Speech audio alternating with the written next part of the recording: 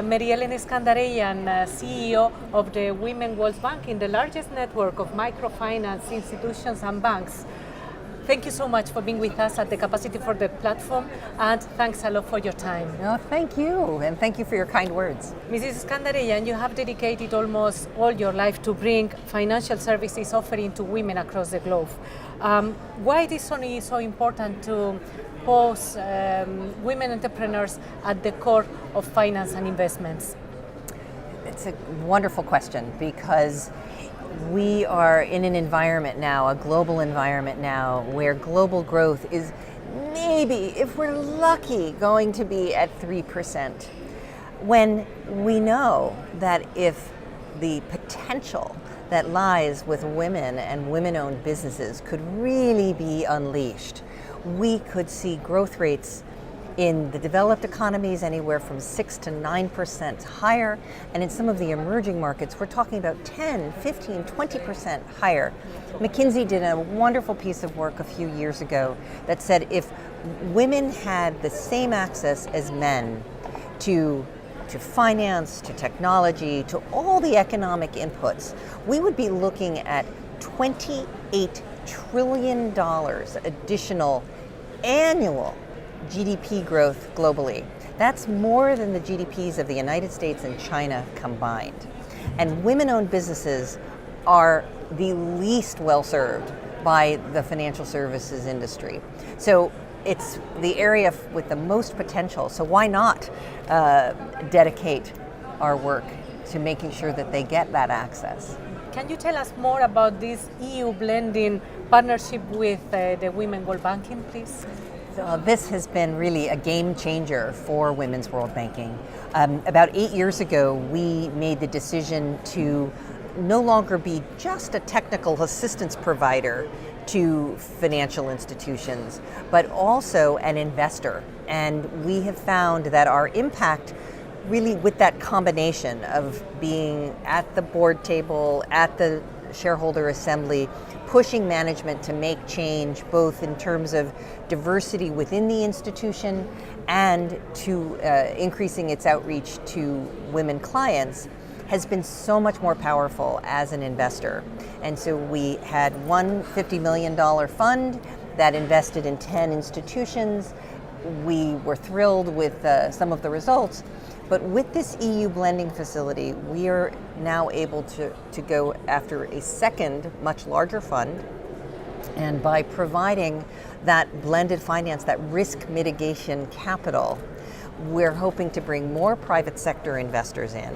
We're also hoping to go into maybe earlier stage companies, less mature fintech companies that can have wonderful solutions for women entrepreneurs, but are a little riskier, a little earlier stage companies. We're hoping to go into countries that might be post-conflict or less developed countries. But having this risk protection allows us to expand from our initial investing opportunities.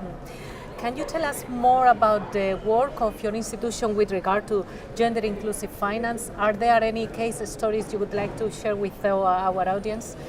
And one of the stories I love to tell is a Pakistani mobile network operator, largest in the country, big mobile wallet product, and they only had 12% women clients. And they brought us in because they thought they needed a women's product. But when we looked at their data, we found that those 12% were using the same products men were using, at the same volume men were using them, and at the same level of profitability. So they didn't need a new product. What they needed was a new way to attract women clients. Because the way they were doing that up till now was making, in Pakistan, making the woman go to a shop owner. 97% of their agents were men. So making them go to a male shop owner, and if she was brave enough to go into that male-owned shop, she then had to give them her cell phone number, which just wasn't happening in Pakistan. So we were so fortunate that Unilever had established a nationwide network of women shop owners. We trained them to become mobile money providers. So it was a win-win. They were bringing more revenue into their business. They were already trusted members of the village, so women were comfortable transacting. Within 1 year, we increased the number of agents that were women to 49%, and the client base, women client base, went from 12% to 20%. I think the exciting opportunity for the private sector to look at this market that has so much potential that's untapped is really where it's at. Some reports are saying that it will take us hundreds of years to become 100% equal. How long are we going to wait? How do you see the challenges that we have ahead? No, I have to say every year when the World Economic Forum publishes their gender gap report, it is very depressing sometimes. We've seen the gender gap in health and education almost close entirely, which is hugely exciting. So we know that progress is possible. I think the third thing that's really exciting is that the gap in political participation in absolute terms is wider, but it's closing at a very rapid pace.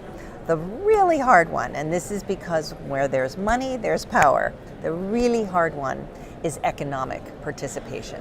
And so I'm very heartened that as more women, in the next 20 years, women will control more than half of the wealth that's created in the world. So as women become more vocal participants in the economy, they can push for faster change, because we don't have 170 years to wait to close that kind of gap. Ellen Iskendereien, CEO of the Women World Banking, thank you so much for your time. Oh, thank you so much for your work and your commitment. Wonderful. Pleasure. Thank you so much. Thank you.